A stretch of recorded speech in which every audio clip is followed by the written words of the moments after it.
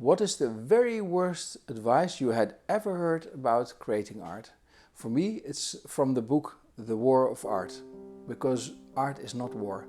Let me explain in this video. As I read the book The War of Art, I felt that something was wrong. The book explains that you have to fight resistance.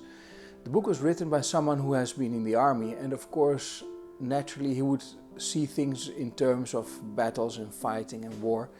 But I think art creation should not be war. The point I will try to make is that you should not fight resistance.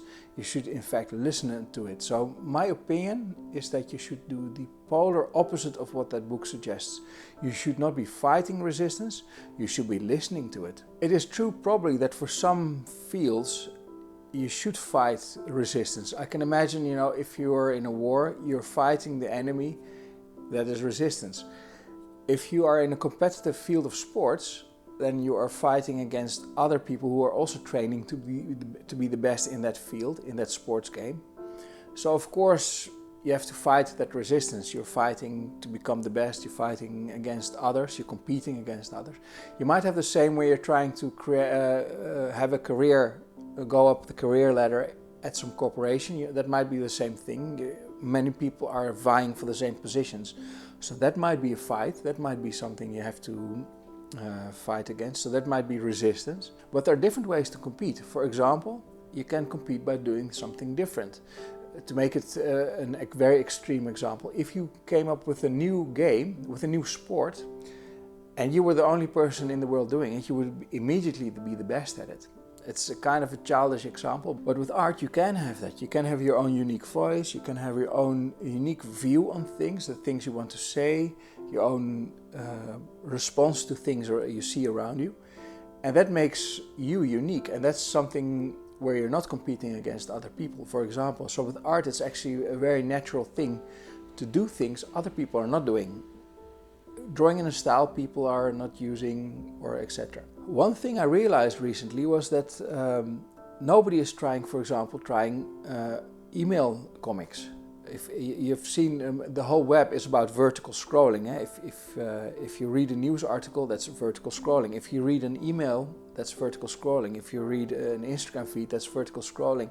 And of course, webtoons made vertical scrolling comics popular, but email is also vertical scrolling, and you can make a comic that can be distributed through email by putting images on top of each other, which is the same way that webtoons does it.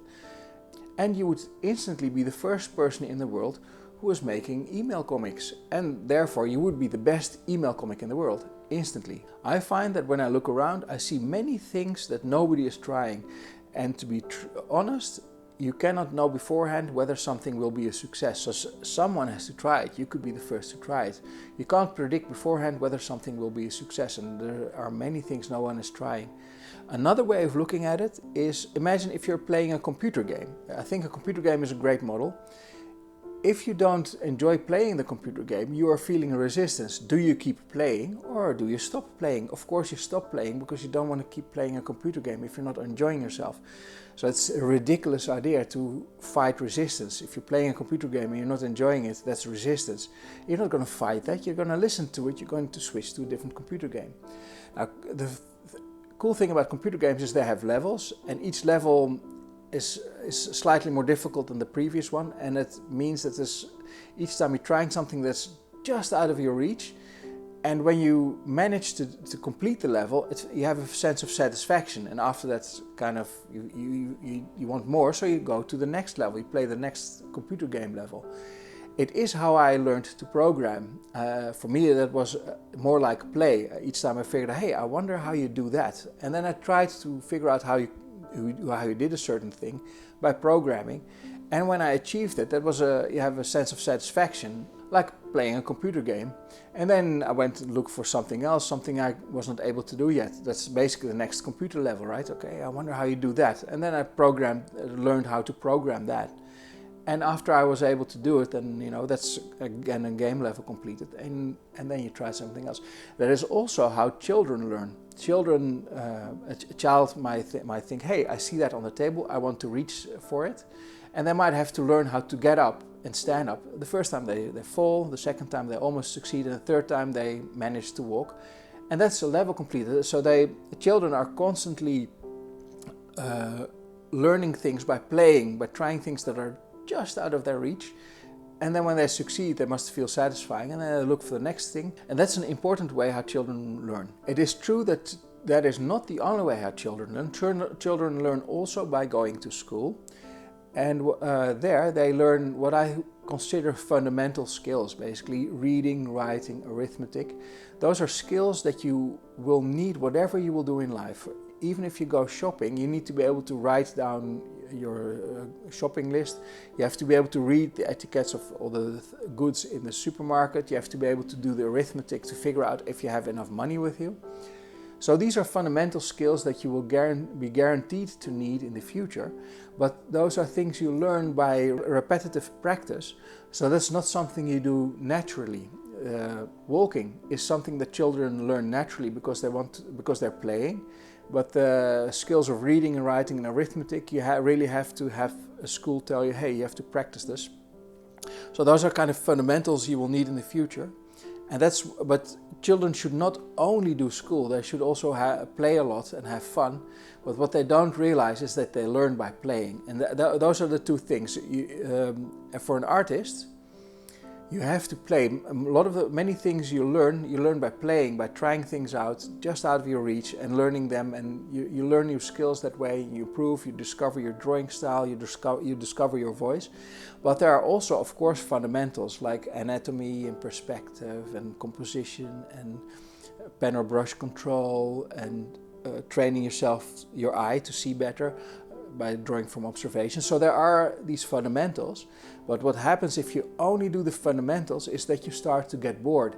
And the problem with that is, if you listen to the book, The War of Art says, well, then you have to fight that resistance and keep on going. And what I say is the exact opposite.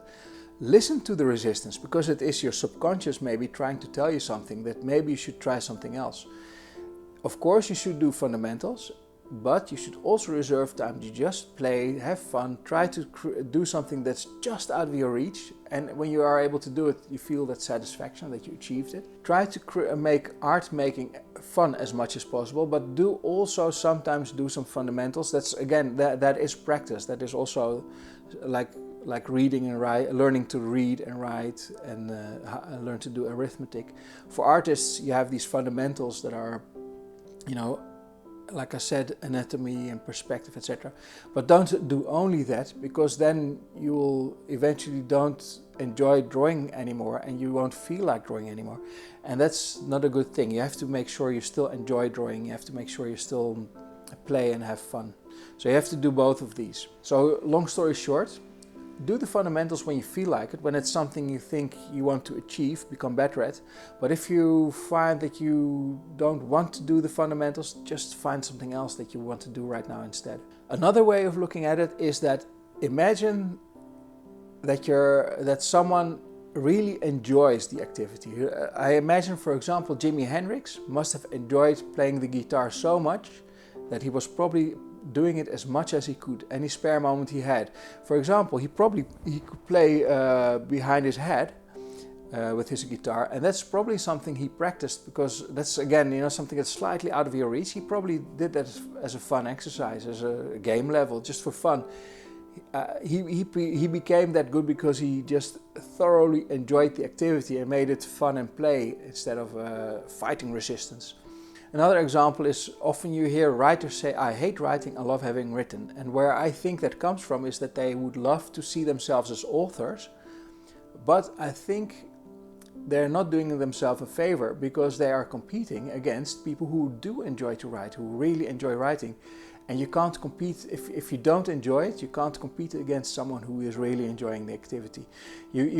For example, you really see it in someone's work. If their heart is not into it, you can see that they're not enjoying it. If you're making a work of art and your heart is not in it, you can see that, and the work that comes out is not very good. Really, you should not be fighting your resistance. You should be listening to that voice in your head. Your subconscious is trying to tell you something. I noticed that, for example, on my Instagram channel, Instagram really forces you to keep coming with the same types of posts. And what I noticed is that eventually I got bored with it, and my heart was not in it anymore. And I think my audience noticed, because my engagement rate went down. It's nothing I could do, because if I changed something, then Instagram would show to fewer people. But now my heart's not in it anymore, because I keep doing the same thing. And you can see that my heart is not in it. So obviously engagement went down. So it's really important that you really have a strong urge to create something. It should not be a battle. It should not be a fight. You're not fighting a war. You should not be fighting resistance. You should not be fighting your subconscious who's trying to tell you something. Also consider that you are already an artist. So you don't have to do the fundamentals first before you can call yourself an artist. You can do them together. Art creation is a lifelong learning experience. I'm still learning things as a programmer, and I've been doing that for a long time. With art, it's the same thing. You keep learning new things, and you are already an artist. Please do the fundamentals if you feel like doing them. If they are something that is just out of your reach and you want to be able to do that, that's a great game level basically to set yourself. But as soon as you practice that too much and you feel like, nah, I'm not enjoying myself anymore, do feel free to try something else. So as an exercise today, I would like to ask you to try that out. Maybe if you feel resistance, if you feel like you don't feel like doing the thing you think you should be doing, maybe think of something else you might do instead, because it's important to have a creative habit, I find.